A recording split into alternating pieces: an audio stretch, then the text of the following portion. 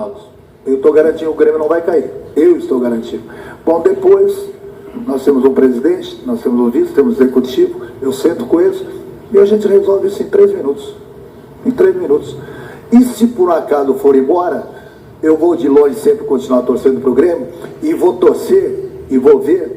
Eu quero que o treinador venha aqui e faça, que eu vou ficar satisfeito longe sendo gremista. 50% do que eu faço nesse clube. 50%, grave o que eu estou falando para você. Qualquer outro treinador que chega aqui, se ele fizer 50% do que eu faço aqui, eu vou de longe ficar satisfeito. De longe eu vou ficar satisfeito e muito. 50% só. São mais 4 jogos. Se continuarem mentindo, eu vou dar os nomes aos bois, entendeu? Vou atacar também, vou chamar de mentiroso, vou chamar alguns de covardes, entendeu? Que estão se aproveitando da situação do Grêmio. Vocês também têm família, vocês também têm filhos no colégio, vocês também andam por aí. E o torcedor conhece alguns de vocês. Se querem que a gente passe por dificuldades, alguns de vocês vão começar a passar também. E eu volto a repetir e falar de novo para vocês. Eu não tenho medo de ninguém da imprensa. Eu não preciso de nenhum de vocês. Eu respeito e sou profissional. Se vocês forem profissionais comigo, eu vou ser profissional com vocês. Pode ter certeza. É a minha última entrevista. Se continuar inventando história do meu grupo, diretoria, presidente, de treinador, vai estar auxiliar aqui no próximo jogo. Convido você a puxar o freio de mão, esquecer as tensões do dia a dia, relaxar, sentar no sofá para que possamos conversar. E hoje conversaremos sobre o quê?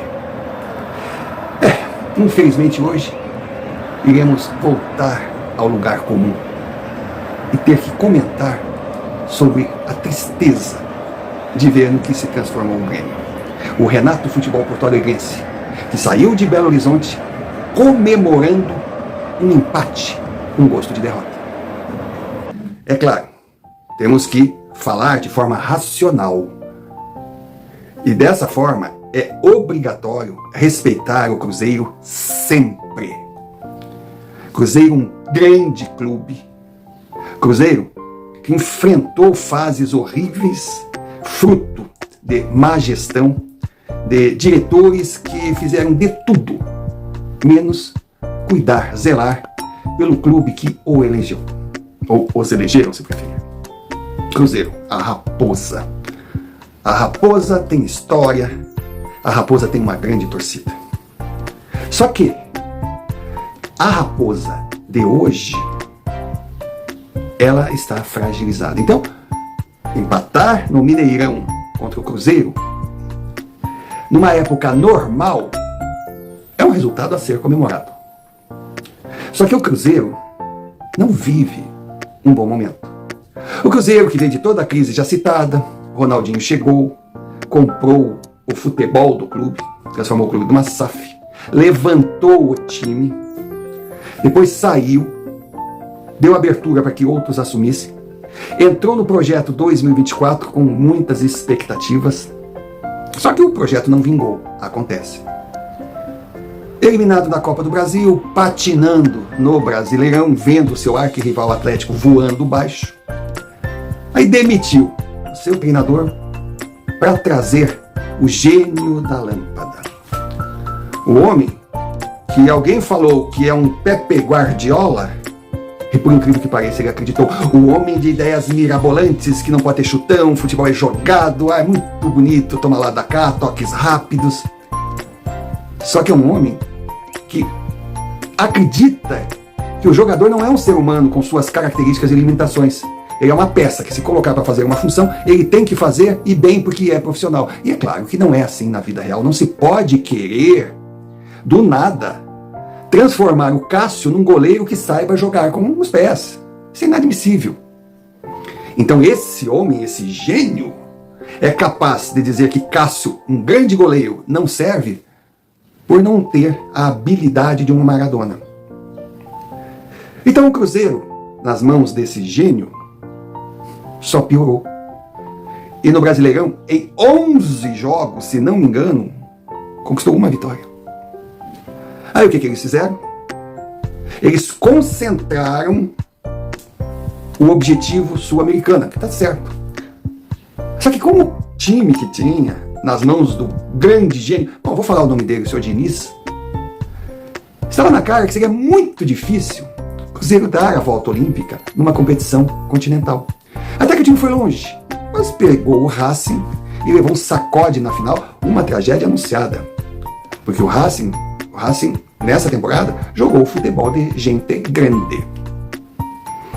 Então, de repente, o Cruzeiro, que veio com um projeto ambicioso, vê o Atlético Mineiro numa final de Copa do Brasil, vê o Atlético Mineiro numa final de Libertadores, enquanto ele, lá embaixo na tabela, passou a ter como sonho, objetivo, alcançar uma pré-Libertadores. Não é pouco, não.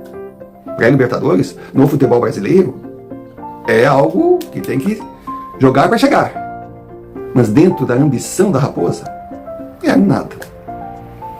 Então a derrota para o Racing foi uma ducha fria. As poucas vitórias nas mãos de Diniz foi, assim, a razão de revoltar a decepcionada torcida, que esperava muito. E a gota d'água, na semana do jogo contra o Grêmio, teve o casamento de um jogador, teve uma festa, e as imagens dos atletas se confraternizando se espalharam. Poxa, nada mais normal, o cara vai casar, convidou os amigos, estão de folga. Só que, para o torcedor passional, o fato de ter perdido a decisão contra o Racing é para colocar todos os jogadores em quarentena de luto total. Então o Mineirão com o Cruzeiro, que costuma receber 30 mil em média de público, tinha 18 mil pessoas, 18 mil testemunhas por lá. E era um jogo fundamental para alavancar a campanha para tentar se garantir na pré-Libertadores. Para completar, o Cruzeiro entrou sem peças importantes, titulares, Caio Jorge, Matheus Henrique, o nosso Mateuzinho, que veio muito bem na temporada. Então o time veio desfalcado. A sorte de Diniz, a sorte do Cruzeiro, que o adversário era o Renato Futebol Porto-Alegrense. Bom, o time gaúcho já entrou em campo com desvantagem, entrou com 10. Pois o grande Reinaldo segue como titular absoluto. Então a Avenida Reinaldo é uma alternativa.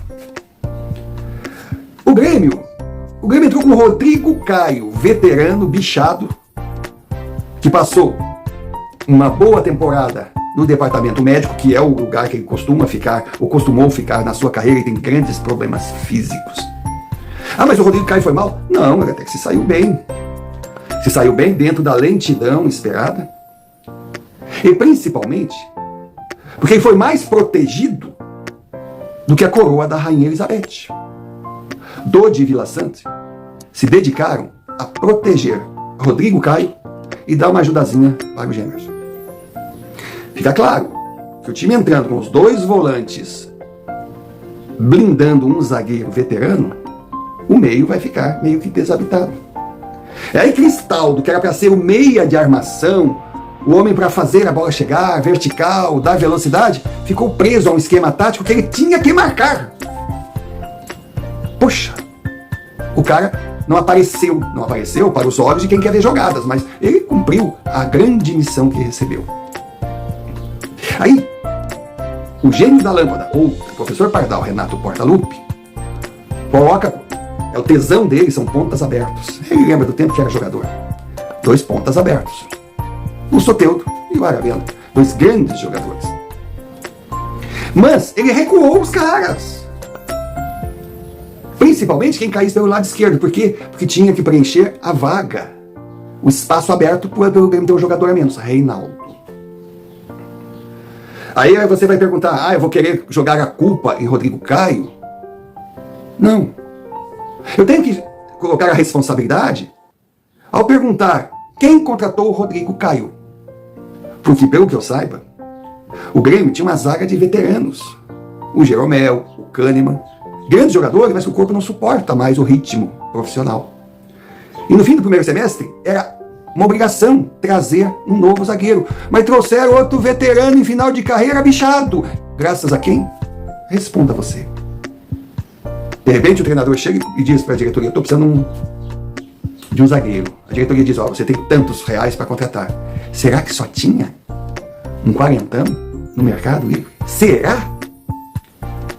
Aí vem a questão Reinaldo. Nossa, todas as jogadas eram pelo lado esquerdo da defesa. O gol, mais um na conta, foi nas costas de Reinaldo.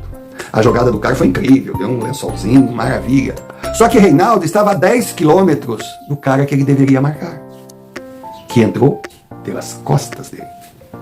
Aí tem outro lance, eu até poderia colocar aqui, mas não vou. Se você tiver interesse, vai lá, dá uma olhada. Que o Aravena e o Dodi, eles foram enrolados numa tabela rápida do ataque cruzeirense. Foi uma chance de gol. Mas o Aravena e o Dodi, eles foram enrolados na lateral esquerda. Onde estava Reinaldo? Estava dentro da área, sem marcar ninguém, fazendo decoração. Então esse era o Grêmio. Esse era o Renato Futebol Porto Alegrense que enfrentaria o Cruzeiro. Na frente, Bright White. Agora, foi incrível o que vimos. A realidade do vestiário do Grêmio. Enquanto tinha uma figura decorativa, um João bobo de posto, gesticulando na beira do campo, os jogadores não dando a mínima para ele, Bright White tentava compor o esquema tático, que certamente não foi treinado. Bright White era o treinador. Aquele que deveria ser técnico mostrou que perdeu totalmente o respeito numa discussão a céu aberto em cores e rede nacional com o lateral direito João Pedro, que é outro que não suporta mais o cara, que ele exige e não dá nada em troca. O Grêmio tinha que jogar como jogou o Racing, em cima das deficiências do Cruzeiro. O Grêmio tinha que marcar sob pressão. E o que nós vimos? Cara, pensa bem, o Diniz, ele gosta do futebol de toque, aquele futebol frufru. O que um jogador precisa para tocar a bola? Liberdade. O Grêmio não fez uma falta sequer no primeiro tempo. Ah, mas isso aí é um time leal? Não, é um time que não se impõe, que não dá o bote, que apenas cerca. Então, eu não sei o número de posse de bola, mas o Cruzeiro deve ter tido 90%. O Grêmio só cerca. Mas o Cruzeiro, na ânsia de chegar ao seu gol, deu espaços. E aí o Grêmio, se tivesse um pouquinho mais de coragem, se marcasse em cima, se não desse fôlego para os jogadores do Cruzeiro tocar a bolinha, porque é um time lento, simplesmente poderia ter matado o jogo no primeiro tempo. Mas num contra-ataque, numa belíssima jogada, Aravena serviu Bright White, que além de treinador é centroavante e é o homem que salva o time com os gols, deu de calcanhar. Ninguém falou golaço, genialidade, não. Mas ai se fosse o Gabigol, ia merecer o prêmio Puskás. Aí o Grêmio saiu ganhando de 1-0. Aí no finzinho, aproveitando a Avenida Reinaldo, o Cruzeiro empatou num golaço. Não vamos tirar o mérito dos atacantes. Mas poxa, qual jogador profissional não sonha em jogar contra um time que não marca? Um time lento de veteranos. Aí vem o segundo tempo. Todo mundo chorando. O gol que o Dodi perdeu num contra-ataque. O Soteldo soltou aquele rasteirinho na entrada da área e chutou fora, livre. Inclusive, ele sendo um destro, ele chutou de perna esquerda, ele tinha espaço para deixar a bola passar, botar na direita, escolher o canto, ele estava livre, mas se afogou. Mas poxa, um volante, ele não tem caguete de fazer gols. Aí a gente vê a bagunça tática que era o Grêmio. O que Dodi estava fazendo ali? Ali era o local do Cristaldo, só que o Cristaldo estava lá atrás, porque ele não conseguiu acompanhar o contra-ataque, porque ele estava marcando. Vejam o absurdo. Mas aí vem o segundo tempo. A torcida cruzeirense vaiando. O time ansioso, querendo ir em busca do gol e dando espaços. Meu Deus, aquele campo era assim um buraco para o Grêmio jogar. O que o grande Portaluppi fez? Tirou Bright White, Soteldo e Aravena. Botou Edenilson, Diego Costa e Pepe. Cara, pensa. Um time que precisava de explosão, de velocidade para o contra-ataque, ele botou veteranos lentos. Ele acabou com as chances de gol do Grêmio no segundo tempo. Isso que o Soteldinho estava dando canseira pelo lado que caía, mesmo vindo de trás. Tinha que socorrer os laterais. Aí o Cruzeiro, veja, o Renato ele diz que o jogador tem que ser cascudo. Garoto tem que ser lapidado. Aí o Mac é muito novo. Imagina o Mac entrar para jogar no Grêmio, que nem, sabe? O Mac é que nem o Estevão, o Hendrick, são jogadores jovens que têm que ser lapidados. Eles têm que chegar em 30 anos para se tornar veteranos para servir para o Grêmio. Então, enquanto o Grêmio envelheceu o seu time, o Cruzeiro colocou os 2 moleques de 18 anos para fazer correria na frente. E novamente, o jogo virou ataque contra defesa. Grêmio recuado, o Cruzeiro martelando igual o que aconteceu contra o Palmeiras. Videotape. Claro que o número de chances do Cruzeiro com relação ao Palmeiras não foi igual, porque é um desnível de qualidade de elenco. Aí o Renato vem e diz que o Grêmio tem que aprender a sofrer. Porra, mas o Grêmio só sofre. O Grêmio tem que aprender a sorrir, a voltar a vencer, a se impor, jogar como time grande. Mas para isso tem que treinar. E Renato não treina. Então no final, num jogo que o Grêmio poderia ter trazido os 3 pontos, teve que se contentar com um empate, não contra o Cruzeiro, mas pelo que sobrou do Cruzeiro após a eliminação na Sul-Americana. Vocês ganham um dinheirinho ali por fora para criar a crise dentro do Grêmio. Eles vão falar, você tem prova, Renato? Não, por isso que eu não falo. E se eu falar que algum de vocês ganha um presentinho de certas pessoas ali fora? Ué, posso jogar no ventilador também.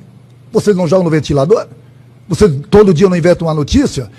O teu companheiro não inventou uma notícia agora que o Marte foi lá na sala do presidente falar com o presidente? É uma mentira atrás da outra. Aí vocês querem respeito. Eu falo com treinadores, os treinadores estão de saco cheio de dar entrevista. Eu estou aqui por educação, essa que é a verdade. Porque por mim, e já vai acontecer isso, eu não vou dar mais entrevista. Não tem condições. Vocês não respeitam o treinador, vocês não respeitam mais o profissional. E aí fica difícil trabalhar. Vocês querem respeito, mas não nos respeitam. Aí ficam os cornetinhas no ar-condicionado, todo dia falando um monte de besteira. Mas antes de ir embora, eu vou dar uma coletiva. Eu vou deixar uns nomes para o nosso torcedor também. Aí eu quero ver esses aí, como que vão conviver ano que vem aqui. Então, hoje eu estou aqui bem calmo, falando, respondendo suas duas perguntas que foram muito boas, com educação. Se continuar essas notícias, essa invenção de notícias para tumultuar o ambiente do Grêmio, quem manda no clube é o presidente e a diretoria. Eu vou ser o primeiro a conversar com eles e pedir para não dar mais entrevista para vocês. Já que desse lado aí, vocês não querem ser profissionais, querem inventar notícia todo dia, então vocês não vão mais escutar o treinador falar. Treinador, obrigado. Não, o treinador não é obrigado a falar. Vai vir meu auxiliar aqui falar com vocês. E voltando de novo na tua pergunta, eu vou responder mais uma vez. Eu sou muito bom, não sou pouco não. Sou bom demais. O que vocês fazem com os treinadores é uma coisa assim que não dá para engolir. Eu mato no peito, eu não escuto, eu não leio, não vejo, entendeu? Senão eu enlouqueço. Mas eu sei da minha capacidade. O presidente está aqui, pode ter certeza que ele sabe da minha capacidade, por isso que ele me manteve até hoje no clube. Ele juntamente com o nosso executivo e a diretoria. Um dia eu vou embora. Porque quando se conquista alguma coisa aqui, é bom pra caramba. Então eu desaprendi tudo. Os problemas que o clube passou esse ano todo aqui, ó, dane-se, não houve nada. É a conta que nós estamos pagando. Então, mais uma vez, estou sendo educado. Não é para você essas respostas, para ninguém que está aqui. Mas, se continuarem mentindo, eu vou dar os nomes aos bois, entendeu? Vou atacar também, vou chamar de mentiroso, vou chamar alguns de covardes, entendeu? Que estão se aproveitando da situação do Grêmio. Tudo bem, Renato. Você desabafou. Jogou pra fora tudo aquilo que estava te incomodando. Perfeito, é um direito teu. Você falou que tem jornalistas que recebem para plantar notícias, a maioria delas para prejudicar o Grêmio. Não vou entrar no mérito por falta de conhecimento, já que eu ouvi que você dirá nomes quando sair do Grêmio daqui a 3 rodadas, eu vou me limitar a aguardar. Mas, de cara, não duvido, que a gente sabe como a coisa funciona. Renato, você mais uma vez falou dos problemas que o Grêmio enfrentou na temporada, as enchentes principalmente, o fato de ficar fora da arena. Perfeito! Os problemas existiam. E você mais uma vez falou que é bom, é muito muito bom. Cada um tem o direito de vender o seu peixe. Porém, eu ouvi. Então acredito que na condição de torcedor tenha direito à réplica. Você foi educado, minucioso, detalhou caso a caso. Irei agir da mesma forma. Primeiro, as enchentes atrapalharam? Claro que atrapalharam. Não só o futebol, o Rio Grande do Sul como um todo sofreu. Porém, se nós formos olhar números, nos 17 primeiros jogos, o Grêmio ganhou 15 pontos. Aí está o efeito enchente. Uma calamidade que tirou do tricolor a ambição de disputar, ou sonhar, ou lutar, pensando em voos mais altos. Perfeitos. Mas depois nós tivemos mais 17 rodadas. 17 rodadas no período pós-calamidade. E o Grêmio ganhou 26 pontos nessas rodadas. Foi um crescimento substancial. Mas mostra que mesmo sem as enchentes, estou seguindo uma coerência matemática, o Grêmio não estaria disputando na ponta da tabela. A questão dos jornalistas, mesmo que tudo o que você está falando seja verdade, eu acredito que seja, não são os jornalistas, ou não foram os jornalistas, que aprovaram a contratação de Rodrigo Caio, sabidamente com sérios problemas físicos e com idade avançada, para ocupar uma posição que o Grêmio estava carente. Não foram os jornalistas que insistiram e continuam insistindo com o Reinaldo de lateral esquerdo titular. Para você, o Grêmio é Reinaldo mais 10. Então, os jornalistas têm, digamos assim, a sua culpa no cartório? Que tem. Mas com certeza não passa por eles a escalação do time e a escolha de jogadores. E outra, você dizer que é bom demais é um direito seu. Meu falecido pai costumava dizer, se ninguém grava, Zeca grava. Mas no futebol, quem mostra se o treinador é bom ou não é a tabela. Quem mostra é a qualidade do futebol apresentado. E cá entre nós, Renato, por mais que os seus fãs, aqueles que te idolatram, pensando no seu passado, que eu também respeito, você continuará ídolo do Grêmio, mas eu sou da corrente que você está ultrapassado como técnico, que não treina a equipe como deveria treinar, que a equipe está desentrosada, que a equipe não tem conjunto, não tem um plano tático, está na cara. E com certeza não é culpa dos jornalistas, não é culpa das enchentes, e não é algo que mostre que realmente você, hoje, na função que exerce, é bom demais. E com certeza a Bright White ir à sala do presidente pedir uma mudança na forma de treinamento, não sei se é verdade. Mas eu sei o que eu vi. No jogo contra o Cruzeiro, quem comandava taticamente a equipe dentro de campo era o Bright White. E ele, os jogadores escutavam. Quando você falava, era a mesma coisa que eu falando aqui e que muitos certamente não irão escutar. Então, Renato, chegou a hora de ir embora. Razões não faltam. Por favor, agora no final do ano, se retire. O Grêmio será eternamente agradecido ao que você fez e graças ao crédito que tem no passado, iremos com o tempo absorver e perdoar do que você não fez em 2024. Mas sai agora. Ninguém mais precisa conviver com o ambiente atual, que não só os jornalistas, mas as suas entrevistas também servem para plantar um ambiente negativo nos vestiários do tricolor. É claro, Renato voltou a falar dos problemas, das dificuldades, e que o Grêmio com ele não cai. Cara, que narrativa covarde. O Grêmio não cai. A gente sabe, só se acontecer um desastre. E o Grêmio não vai cair não por causa de Renato. Ele não vai cair apesar de Renato. Mas ele usa essa narrativa assim, como se não cair, confirmando o Grêmio na Série A em 2025, ele vai dizer, comigo não sai, como se fosse grande coisa um time de 16 milhões de reais de folha a mês lutar até a última rodada para se manter na elite. Em nenhum momento eu vi o Renato dizer, não, A meta do Grêmio é confirmar uma Sul-Americana e brigar pela Libertadores. Não, ele pensa pequeno. E time com técnico que pensa pequeno, pensa só nele, a gente não pode esperar nada mais. O Grêmio não vai cair. Já que vão aparecer as Renatetes, aqueles que idolatram o passado de Renato. Onde estão os modinhas? O Grêmio não caiu. Eita. O Grêmio está atrás de um Juventude que tem uma folha que é 10% do valor da sua. O Grêmio está lutando para não cair contra um Criciúma que também tem uma folha modesta. Será que vai ter Renatete indo para Guete comemorar o fato de não ser rebaixado? O que está acontecendo com a torcida do Grêmio?